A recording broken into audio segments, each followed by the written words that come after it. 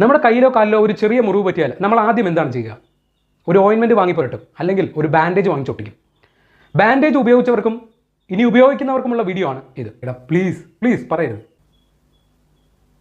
Food and consumer watching dog സൈറ്റായ മാനോവേഷനും EHN എൻവയോൺമെന്റൽ ഹെൽത്ത് ന്യൂസും സംയുക്തമായി ഒരു സ്റ്റഡി നടത്തി. ഈ സ്റ്റഡി പ്രകാരം ബാൻഡേജുകളിൽ ഫോറെവർ ടോക്സിക് കെമിക്കലായ PFAS, അതായത് പോളിഫ്ലൂറോലിക്കൽ സബ്സ്റ്റൻസസ് കണ്ടെത്തിയിട്ടുണ്ട്. എടാ മതി നിർത്ത്, ഇനി കൂടുതലൊന്നും പറയാൻ നിൽക്കരുത്.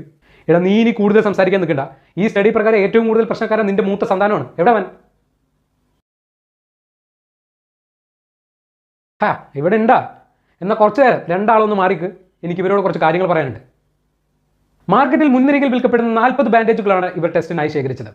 ഇവയിൽ 26 ഫോറെവർ ടോക്സിക് കെമിക്കലായ PFAS കണ്ടെത്തിയിട്ടുണ്ട്. ഈ മുഴുവൻ ടെസ്റ്റുകളും നടന്നത് US എൻവയോൺമെന്റൽ പ്രൊട്ടക്ഷൻ ഏജൻസി സർട്ടിഫൈഡ് ലാബുകളിലാണ്. 10 ppm, അതായത് പാർട്സ് പെർ മില്യന് താഴെ വേണ്ട ഓർഗാനിക് ഫ്ലൂറൈൻ എന്ന PFAS ഗണത്തിൽപ്പെടുന്ന ഈ ടോക്സിക് കെമിക്കൽ